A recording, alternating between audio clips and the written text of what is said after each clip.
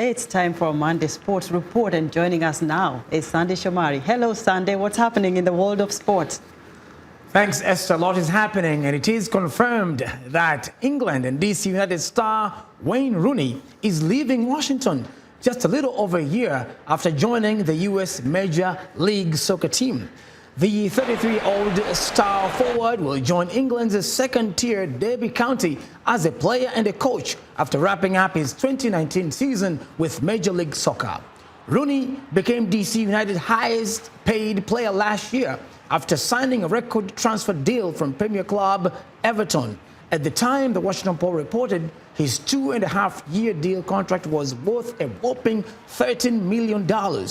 Rooney says his decision to return to England, where he has made hundreds of appearances, is widely considered to be one of the greatest players, was prompted by a desire to move closer to his extended family. And the International Association of Athletics Federations and the World Anti-Doping Agency are set to decide this week whether to include Russia in future international sporting events. Russia's Athletics Federation had its World membership suspended 4 years ago after a report found evidence of widespread state-sponsored doping. The country held its annual marathon on Sunday in Moscow with thousands of runners attending. Iskandar Yadgarov won in 2 hours and 18 minutes, but since he is affected by the ban, he has been unable to compete overseas as a Russian athlete.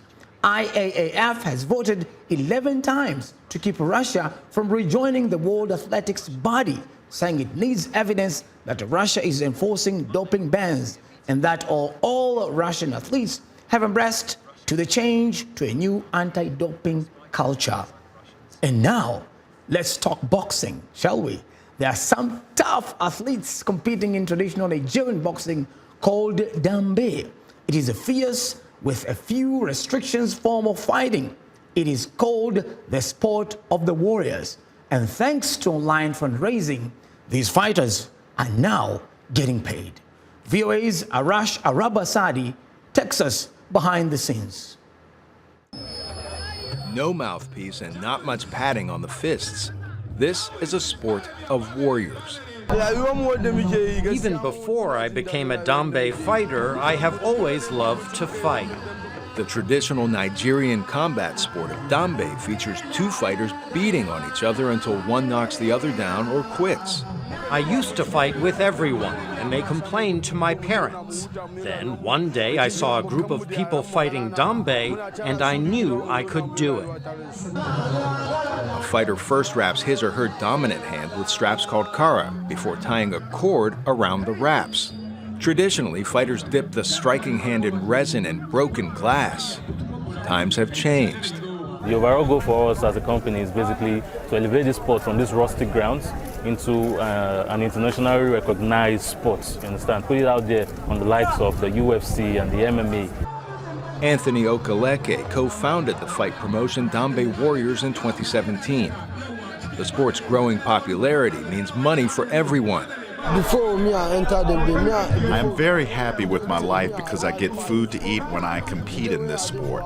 I get money to relax with my friends and family. In 2 years, the company attracted 100,000 subscribers with more than 24 million views from a handful of countries, including Thailand and the United States. So for us, it's about building this Dambe Warriors franchise as a sporting asset in Africa. It's like the biggest combat sports in Africa. The sport has a few loose rules, like sometimes it is okay to kick. And while technically there are 3 rounds, fights seldom go the distance. Arash Arabasadi, VOA News, Washington. Very interesting. And that wraps our sports coverage for today.